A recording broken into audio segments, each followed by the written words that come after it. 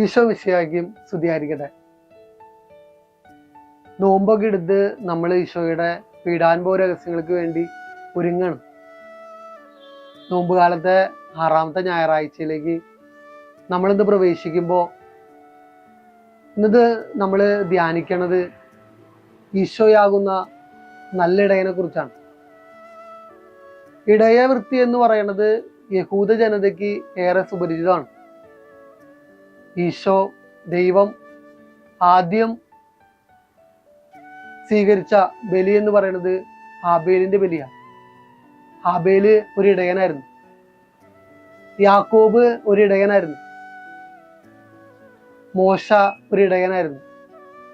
ദാവീദ് രാജാവും ഒരു ഇടയനായിരുന്നു. അങ്ങനെ ഇസ്രായേൽ ജനത്തിന് ഏറെ സുപരിചിതമായിട്ടുള്ള കഥാപാത്രങ്ങളെല്ലാം ഇടയവൃത്തിയിലൂടെ ജീവിച്ചവരാണ്. ഈ ഒരു സമൂഹത്തിൽ നിന്നിട്ടാണ് ഈശോ പറയണേ, ഞാൻ നല്ല ഇടയനാണ്. ഇന്നത്തെ കാലഘട്ടത്തിൽ നമുക്കറിയാം ഈ ആട്ടിൻകൂട്ടവും ഇടയന്മാരൊന്നുമില്ല. പക്ഷെ നമ്മുടെയൊക്കെ വീടുകളിൽ ഓരോ ഇടയന്മാരുണ്ട്. നമ്മുടെയൊക്കെ അപ്പച്ചന്മാരെ നോക്കി നമ്മോടുള്ള സ്നേഹത്തെ പ്രതി എല്ലാം മറന്നിട്ട് അവര് ജീവിക്കുന്നില്ലേ? നമ്മുടെ സന്തോഷത്തിന് വേണ്ടി അവരുടെ സന്തോഷങ്ങൾ അവര് വേണ്ടെന്ന് വയ്ക്കുന്നില്ലേ? അവരൊക്കെ നമ്മുടെയൊക്കെ വീടുകളിലെ ഇടയന്മാരാണ്.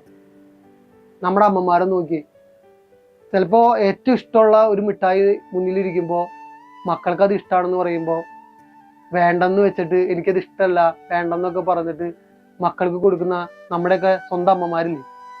അവരൊക്കെ യഥാർത്ഥത്തിൽ ഇടയന്മാരാണ്. ഈശോ ഇന്നത്തെ വചനത്തിൽ പറയാണ്, ഞാൻ നല്ല ഇടയനാണ്. നല്ല ഇടയന്റെ ഒരുപാട് നന്മകള് യോഹന്നാന്റെ അടുത്ത വിശേഷം 10ാം അധ്യായത്തിൽ ഈശോ വളരെ മനോഹരമായിട്ട് പറഞ്ഞു വെച്ചിട്ടുണ്ട്. എന്തൊക്കെയാണ് നല്ല ഇടയന് ഉണ്ടായിരിക്കേണ്ട സവിശേഷതകളെന്ന്.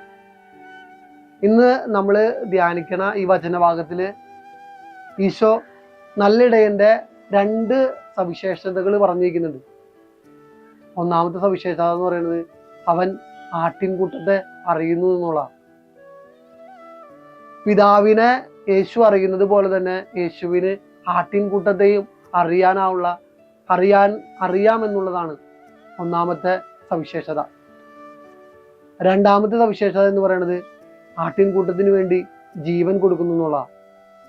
ഈ അറിയുന്ന ആട്ടിൻകൂട്ടത്തിന് വേണ്ടി ജീവൻ കൊടുത്തത് കൊണ്ടാണ് ഈശോ നല്ലിടയനായിട്ട് മാറണത്. വാക്കാൽ പറഞ്ഞ ഒരു പ്രവർത്തിനെ നമുക്കറിയാം. നമ്മൾ ഈ നോമ്പ് കാലത്ത് ചിന്തിക്കണത് ഈശോയുടെ പീഡാനുഭവ രഹസ്യങ്ങളൊക്കെയാണ്.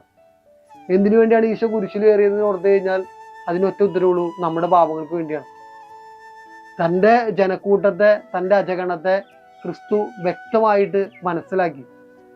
അവരെ രക്ഷിക്കുവാനായിട്ട് തൻ്റെ കുരിശുമരണം അനിവാര്യമാണെന്ന് അറിഞ്ഞപ്പോൾ നല്ല ഇടയനായ താൻ അതിനുവേണ്ടി സ്വന്തം ജീവൻ കുരിശിൽ യാഗമാക്കുകയാണ്. നമ്മളൊക്കെ ഇതുപോലെ ഇടയന്മാരാകാൻ വിളിക്കപ്പെട്ടവരാണ്. ഇടയന്മാരാകുമ്പോൾ ചിലപ്പോൾ നമ്മൾ ഇടയന്മാരാകണത് നമ്മുടെ കുടുംബത്തിലാണ്, നമ്മുടെ ചുറ്റുവട്ടത്താണ്. ആ ഇടവൃത്തിയിലേക്ക് നമ്മൾ പ്രവേശിക്കുമ്പോൾ നമ്മുടെ ജീവിതത്തിൽ നമ്മൾ സ്വന്തമാക്കേണ്ട ചില നന്മകളാണ് യേശു നമുക്ക് കാണിച്ചു തരാം. ഒന്നാമത്തെ കാര്യം എന്ന് പറയുന്നത് ആട്ടിൻകൂട്ടത്തെ അറിയണം എന്നുള്ളതാണ്. നമ്മൾ ആരുടെ ഇടയന്മാരായിട്ട് മാറുന്നോ അവരറിയാനായിട്ട് നമ്മൾ പരിശ്രമിക്കണം. അതിന് നമ്മൾ ചെയ്യേണ്ട ഒരു പ്രധാനപ്പെട്ട കാര്യമുണ്ട്.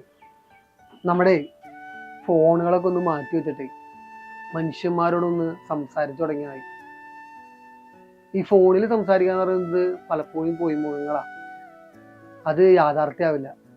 ചിലപ്പോൾ ഹായ് ബന്ധങ്ങൾ തീരും. പക്ഷെ മനുഷ്യരോട് അവൻ്റെ കണ്ണിൽ നോക്കി നേരിട്ട് സംസാരിക്കാനൊക്കെ ആയിട്ട് ഒരുങ്ങുമ്പോൾ അവനെ നമുക്ക് അല്പം കൂടിയൊക്കെ മനസ്സിലാക്കാൻ പറ്റും. അവനെ അല്പം കൂടിയൊക്കെ നമുക്ക് അറിയാൻ പറ്റും. അതുപോലെ അങ്ങനെ അറിയുമ്പോൾ നമുക്കും നല്ല ഇടയന്മാരായിട്ട് മാറാനായിട്ട് പറ്റും. അവൻ്റെ ജീവിതത്തിൽ അവൻ്റെ സാഹചര്യങ്ങളെ മനസ്സിലാക്കി അവനോട് ഇടപെടുമ്പോൾ നമുക്കും ഒരു നല്ല ഇടയനായിട്ട് മാറാൻ പറ്റും. ഇത് കഴിഞ്ഞ് രണ്ടാമത്തെ കാര്യം നല്ല ഇടയൻ്റെ പ്രത്യേകത എന്ന് പറയുന്നത് നല്ല ഇടയൻ ആടുകൾക്ക് വേണ്ടി ജീവൻ കൊടുക്കുന്നു എന്നുള്ളതാണ്. നമ്മുടെയൊക്കെ ബന്ധങ്ങൾ ഒന്ന് ചിന്തിച്ചു വയ്ക്കാൻ മതി. നമ്മുടെയൊക്കെ ബന്ധങ്ങൾ പലപ്പോഴും നമ്മുടെ ചില സ്വാർത്ഥതകൾക്ക് വേണ്ടിയാണ്. അല്ലെങ്കിൽ നമ്മുടെ ചില കാര്യങ്ങൾ നേടിയെടുക്കാൻ വേണ്ടിയാ. പക്ഷെ നല്ല ഇടയൻ ഒരിക്കലും സ്വന്തം ഇഷ്ടങ്ങൾക്ക് വേണ്ടിയോ സ്വന്തം താല്പര്യങ്ങൾക്ക് വേണ്ടിയോ അല്ല ബന്ധങ്ങളിലേക്ക് പോകണം. മറിച്ച് നല്ല ഇടയനാണെങ്കിൽ നമ്മുടെ ബന്ധങ്ങൾ എപ്പോഴും അത് സ്വയം ജീവൻ, നമ്മുടെ ഇഷ്ടങ്ങളൊക്കെ മാറ്റി നിർത്തിയിട്ട് നമ്മുടെ അപ്പനമ്മി നമുക്കൊക്കെ കാണിച്ചു തരുന്ന പോലെ നമ്മുടെ ഇഷ്ടങ്ങളും സന്തോഷങ്ങളൊക്കെ മാറ്റി വെച്ചിട്ട് നമ്മൾ ആരുടെ ഇടയനായിട്ട് മാറുന്നുവോ അവരുടെ ജീവിതങ്ങൾക്ക് സന്തോഷമായിട്ട് മാറണം. അങ്ങനെ ചെയ്യുമ്പോഴാണ് നമ്മളൊക്കെ നല്ല ഇടയന്മാരായിട്ട് മാറാം. വലിയ ആഴ്ചയിലേക്ക് നമ്മൾ പ്രവേശിക്കാനായിട്ട് തൊട്ടടുത്ത് നിൽക്കുകയാണ്. അടുത്ത ആഴ്ച തുടങ്ങി ഓശാന ഞായറൊക്കെ ആയി വലിയ ആഴ്ചയിലേക്ക് പ്രവേശിക്കും. അപ്പോൾ യേശു നമുക്ക് കാണിച്ചു തന്ന, കഴിഞ്ഞ ആഴ്ച നമ്മൾ ധ്യാനിച്ചത് നമുക്കറിയാം, യേശു ലോകത്തിന്റെ പ്രകാശമാണെന്നുള്ള കാര്യമാണ്. ഇന്ന് നമ്മൾ ധ്യാനിച്ചത് യേശു നല്ല ഇടയനാണെന്നാണ്. ആ നല്ല ഇടയന്റെ നന്മകൾ സ്വന്തമാക്കിക്കൊണ്ട് ഈ വലിയ ആഴ്ച നോമ്പൊക്കെ അവസാനിക്കാറാകുമ്പോൾ ആ നന്മകൾ സ്വന്തമാക്കിക്കൊണ്ട് നമുക്ക് യേശുവിൻ്റെ ഈ വലിയ ആഴ്ചയിലേക്ക് പ്രവേശിക്കാനായിട്ട് പരിശ്രമിക്കാം. ദൈവം നിങ്ങളെല്ലാവരെയും സമർത്ഥമായിട്ട് അനുഗ്രഹിക്കട്ടെ.